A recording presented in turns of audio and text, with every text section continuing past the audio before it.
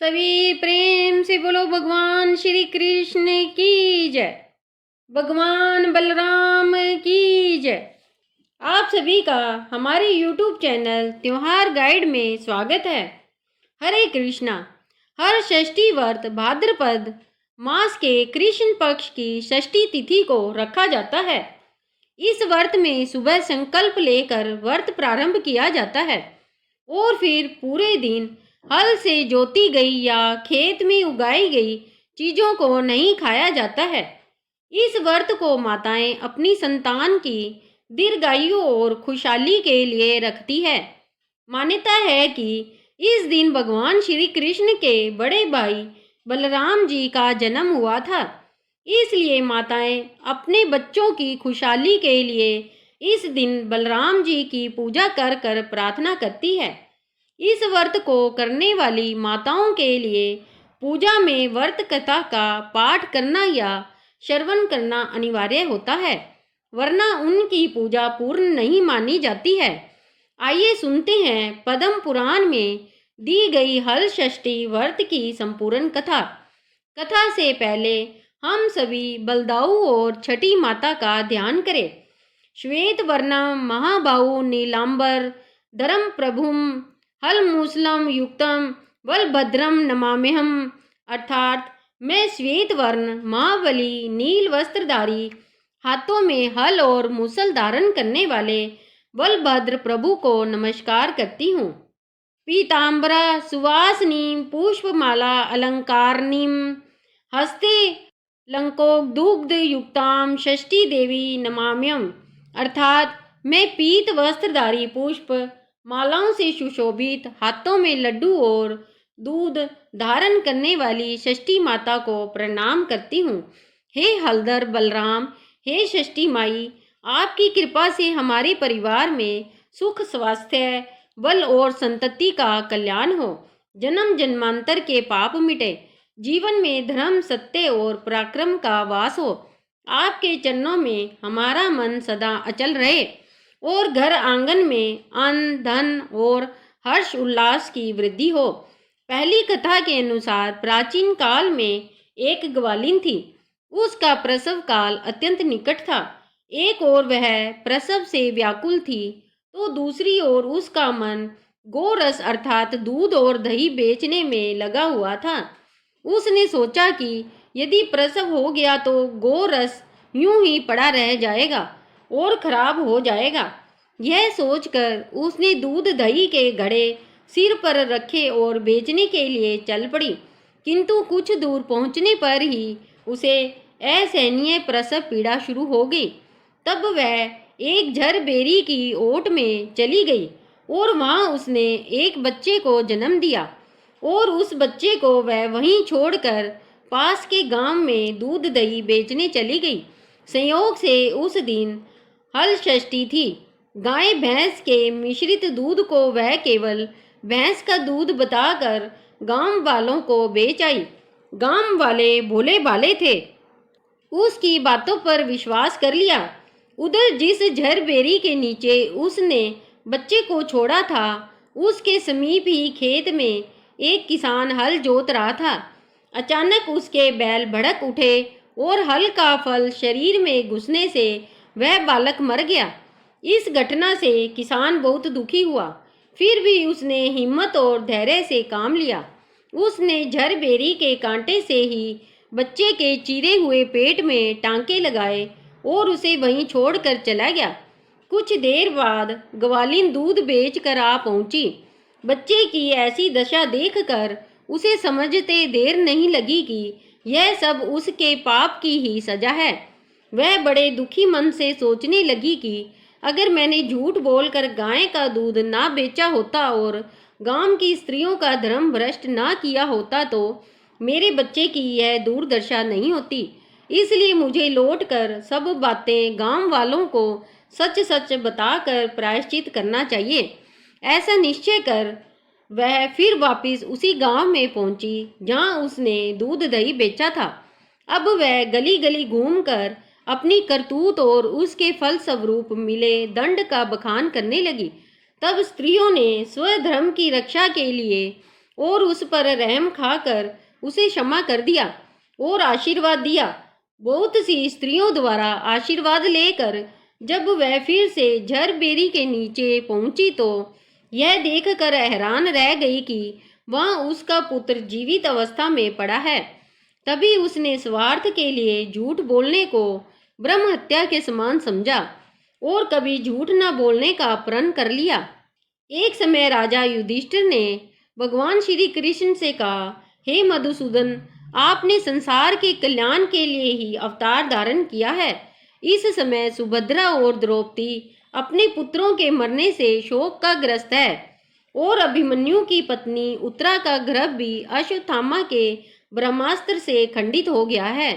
माता पिता को संतान के बिना अत्यंत दुख हो रहा है। इसलिए हे प्रभु, आप कोई ऐसा व्रत, दान अथवा उपाय बताइए जिससे कि माता पिता संतान शोक से दुखी ना हो और उत्तम दीर्घायु और स्वस्थ संतान की प्राप्ति करे।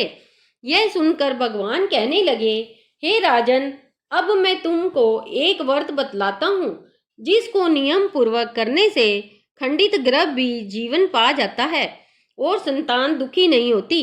राजा युधिष्ठिर के पूछने पर भगवान श्री कृष्ण ने कहा, प्राचीन काल में सुभद्र नाम का एक प्रसिद्ध राजा था। उसकी पत्नी का नाम सुवर्णा था और उनके एक हस्ती नाम का प्रतापी पुत्र था जिसने अपने नाम से हस्तिनापुरी बसाई। राजपुत्र एक दिन धात्री के साथ गंगा जी में स्नान करने गया और गंगा जल में जल क्रीड़ा करने लगा। इतने में ही एक ग्रह उसे जल में खींच ले गया। धात्री ने यह घटना जाकर रानी को बताई। यह सुनकर रानी सुवर्णा बहुत दुखी हुई और क्रोध में उसने धात्री के पुत्र को ही दखती हुई अग्नि में डाल दिया। इसके बाद राजा और रानी अपने अपने प्राण त्यागने को तैयार हो गए। उस धात्री की माँ भी अपने पुत्र शोक में किसी निर्जन वन में चली गई। वहां धात्री एक सुनसान मंदिर में भगवान शिव, देवी पार्वती और गणेश जी की पूजा करने लगी। प्रतिदिन पूजन और ध्यान कर कर वह तिनके पत्ते या महुआ आदि खाया करती थी। भगवान बोले, हे राजन, इस प्रकार व्रत करते हुए उसके प्रताप से भाद्रपद मास की कृष्ण पक्ष की षष्ठी के दिन नगर में एक अद्भुत दर्शन हुआ कि एकाएक धात्री का पुत्र अग्नि में से जीवित निकल आया। राजा रानी ने भी उस धात्री के पुत्र को अग्नि से निकलते हुए देखा, जिससे उनको बड़ा आश्चर्य हुआ। उन्होंने पंडितों से उसके जीवित बच जा रहने का कारण पूछा और इसका रहस्य बताने के लिए भगवान शिव की आज्ञा से दुर्वासा ऋषि वहां आए। राजा ने दुर्वासा ऋषि को आया जानकर उनकी अगवानी कर कर अर्घ्य आदि से उनका पूजन किया और बारंबार नमस्कार कर कर धात्री के पुत्र के जीवित निकलने का कारण पूछा। तब दुर्वासा ऋषि ने कहा, हे राजन, उस धात्री ने वन में जाकर नियम पूर्वक अति भक्ति भाव से भगवान श्री गणेश, भगवान शिव, स्वामी कार्तिकेय और देवी पार्वती जी का पूजन, ध्यान, स्मरण आदि श्रद्धा सहित और नियम पूर्वक व्रत किया है। यह उस व्रत का ही प्रभाव है जिसके कारण धात्री का पुत्र जीवित ही मिल गया। इसलिए आप भी वहां जाकर यह धार्मिक कर्म करें। राजा और रानी ने दुर्वासा ऋषि को विदा कर दिया। इसके बाद वे दोनों धात्री के पुत्र को साथ लेकर गए और धात्री उस समय वन में भगवान शिव का कुश और पलाश के नीचे अत्यंत श्रद्धा के साथ पूजन अर्चन कर रही थी। तब राजा ने धात्री को उसके पुत्र से मिला दिया। धात्री ने राजा को इस उत्तम व्रत के महात्म्य का सविस्तार वर्णन कर दिया।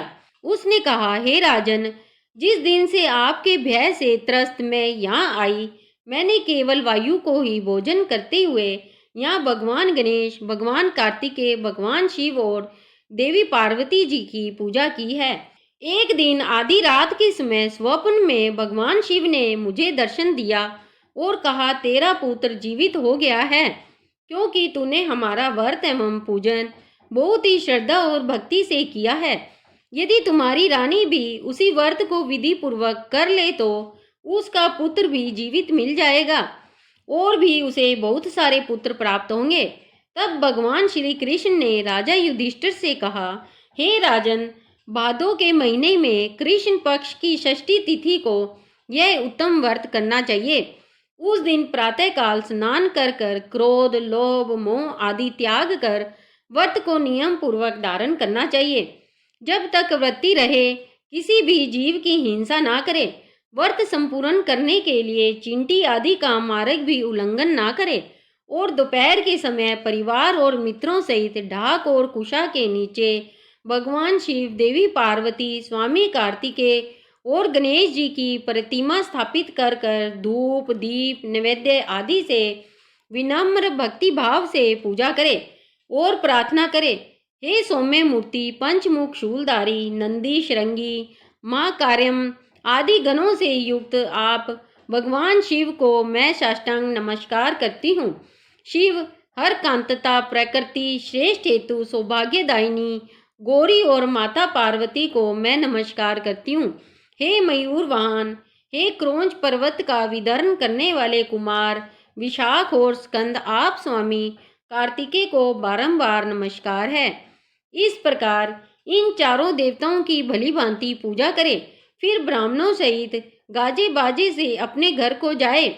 उस दिन समा के चावल का भोजन करे और दूध, दही, घी और मट्ठा विशेष रूप से खाए। जो स्त्री पुरुष इस व्रत को विधि से करता है वह पुत्र और पौत्रवान होकर सुखी होता है। दात्री की ऐसी बात सुनकर राजा और रानी सभी ने विधि पूर्वक इस व्रत को किया, जिसके प्रताप से वह राजकुमार शीघ्र ही ग्रह के गले से निकलकर बोलने लगा। यह चमत्कार देखकर राजा और रानी ने भगवान शिव के चरणों में प्रणाम किया। इस व्रत के प्रभाव से राजा को और भी कई आयुष्मान पुत्र प्राप्त हुए और राज्य में अनावृष्टि, महामारी, दुर्भिक्ष आदि उपद्रव दूर हो गए और राजा अनेक वर्षों तक निर्विघ्न राज्य करते रहे। भगवान श्री कृष्ण ने कहा, हे युधिष्ठिर, यदि उत्तरा भी यह व्रत विधि पूर्वक करे तो उसके सब दुख दूर हो जाएंगे। भगवान के ऐसे वचन सुनकर राजा युधिष्ठिर कृतकृत्य हो गए और अश्वत्थामा द्वारा खंडित किया हुआ उत्तरा का गर्भ इस व्रत के प्रभाव से जीवित हो गया। इस व्रत के करने से वंश स्थिर होता है। इस प्रसंग को भगवान श्री कृष्ण ने राजा युधिष्ठिर से कहा तथा दुर्वासा ऋषि ने राजा सुभद्र से कहा, हे राजन, इस व्रत को करने के उपरांत फिर उसको शास्त्रोक्त रीति से उद्यापन करे। उद्यापन में स्वर्ण, मैशी, गौ और वस्त्र ब्राह्मणों को दान में दे। सोने अथवा चांदी की मूर्ति बनाकर वेद पाठी ब्राह्मणों सहित उनका पूजन करे। दुर्वासा ऋषि ने कहा, हे राजन, विद्वान धर्मनिष्ठ राजा युधिष्ठिर ने भी इस व्रत को उत्तरा से करवाया था, जिसके प्रभाव से उसका अश्वत्थामा द्वारा खंडित किया गया गर्भ उदर में हिलने डुलने लगा और गर्भ राजा परीक्षित के रूप में प्रकट हुआ। जो कोई मनुष्य यह उत्तम व्रत करता है उसके सभी कार्य सिद्ध होते हैं, पुत्र पौत्रों की प्राप्ति होती है और शिवलोक में उसकी पूजा होती है। यह थी बलराम जयंती की कथा। अगर आपने कथा को पूरा सुना है तो कमेंट बॉक्स में बलदाऊ की जय जरूर लिखिएगा। बोलो कृष्ण भगवान की जय, बोलो भगवान बलराम की जय।